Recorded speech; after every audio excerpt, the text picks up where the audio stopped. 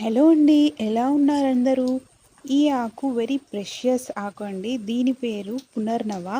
అయితే ఇది వర్షాకాలంలో ఎక్కడంటే అక్కడ వస్తుందన్నమాట. పొలాల పక్కన, రోడ్ సైడ్స్ ఎక్కడైనా వస్తుంది. కానీ దీంట్లో ఉండే యూజెస్ మాత్రం చాలా ఉన్నాయండి. Medicinal uses. కిడ్నీ స్టోన్స్ వచ్చిన వాళ్ళకి, ఈవెన్ డయాలసిస్ వరకు వెళ్ళిన వాళ్ళు కూడా ఈ ఆకు డైలీ మార్నింగ్ ఎంప్టీ స్టమక్ కషాయం లాగా చేసుకొని తాగితే ఎంతో యూస్ఫుల్ అండి. అయితే కషాయం లాగా తాగలేము అని అనుకుంటే ఆకుకూరలాగా కూడా మనం దీన్ని వాడొచ్చు. పప్పులో అలా ఆకుకూరలు వేసుకుంటాం కదా, ఆ టైప్లో కూడా యూస్ చేయొచ్చు అనమాట. చూడండి, ఇది వచ్చేసి వైట్ కలర్ పునర్నవ. దీంట్లో ఎల్లోయిష్ టైప్ పింకిష్ కూడా ఉంటుంది. ఇది మా ఇంటి పక్కన చాలా ఉంది, గ్రీనిష్ ఫ్రెష్ ఆకు. మా ఇంటి పక్కన వాళ్ళు సైడ్లో వేసుకున్నది. చూడండి, రోడ్ సైడ్ మొత్తం ఎక్కడ అంటే అక్కడ. ఈ రైనీ సీజన్లో అయితే చాలా విపరీతంగా దొరుకుద్ది.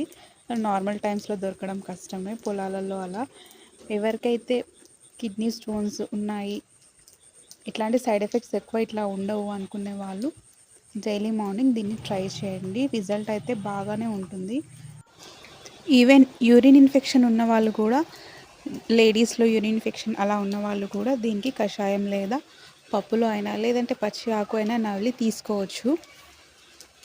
దాంట్లో అసలు మ్యాక్సిమం అయితే సైడ్ ఎఫెక్ట్స్ అంటూ ఏమీ ఉండదు. కానీ కొంతమందికి డౌట్ ఉంటుంది కదా, అలాంటి వాళ్ళు మెడికల్లీ సజెస్ట్ తీసుకుంటే మంచిది. ఇదేనండి ఈరోజు వీడియో. Thank you so much for watching. Bye bye.